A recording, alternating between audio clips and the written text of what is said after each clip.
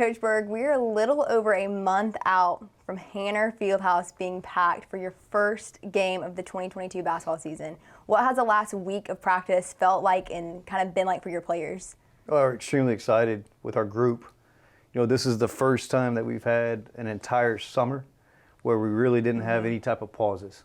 And we had 7 weeks of quality work. Then you come in, you have a little bit of a preseason, and we just started our training camp, which you alluded to. Yes. So we've had 5 workouts so far, 5 out of our 30 over the next 42 days. And then we're going to head to California and get a chance to play a really good San Jose State team. So out of those 30 practices, workouts you guys have, what are your expectations for your team? Well, one, you want to put your whole package in. You want to have the ability to have a foundation of how you want to play.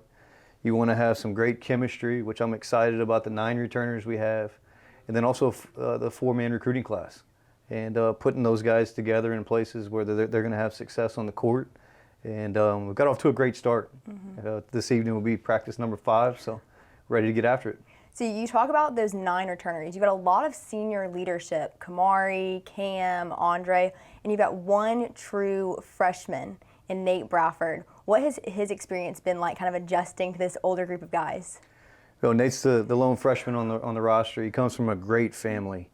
We're very, very fortunate to get Nate. His ceiling is extremely high. He's around 6'8", 6'8" and a half. So he's he still is really growing. high.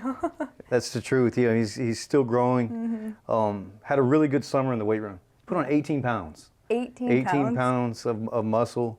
He's adjusting to the physicality and the athleticism. But he's got a bright future here at Georgia Southern, and he's got off to a great start. That's a testament to y'all's physical and conditioning program that y'all have in place right now. What has that been like for your players? Well, I think it's an adjustment for freshmen, guys that come in, and even some other guys that maybe have been transfers. Really believe in the nutrition piece as well as strength and conditioning. We've seen massive gains this summer, and I give credit to the players. Yeah. That and our strength coaching. That staff has done a great job, and it impacts winning. Coach, you have a very special player and a very special relationship with him and Andre Saversov. He followed you from Texas Tech, and now he's kind of finishing up his career. He does have an extra year of eligibility. What is your kind of testament to him? Well, he's got a unique story. Truth be told, Coach Glenn Cyprian on our staff flew from Lubbock, Texas to Russia. Got a chance to see Andre. Andre chose to come to Texas Tech. He was part of our team that went to the national championship. After that year, we went through one season. He was able to contribute on the court, and then I was able to be fortunate enough to become the head coach here at Georgia Southern. Right. And Andre came on board, and he's got a bright future ahead of him.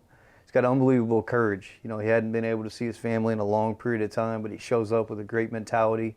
He's a great teammate, and he's got a high ceiling ahead of him. So extremely excited about Andre and his future. He's going to receive his degree at the end of this year.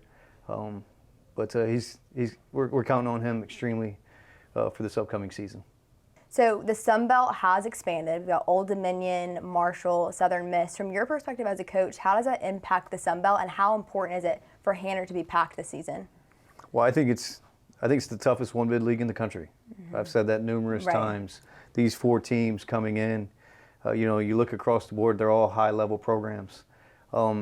It's by far, from top to bottom, one of the best leagues in the country. It's going to be a challenge every single night. And as we go around, we talk to coaches during the month of July, the one common thing we constantly hear is no one wants to come to Hanner Fieldhouse. It's by far one of the toughest places to play.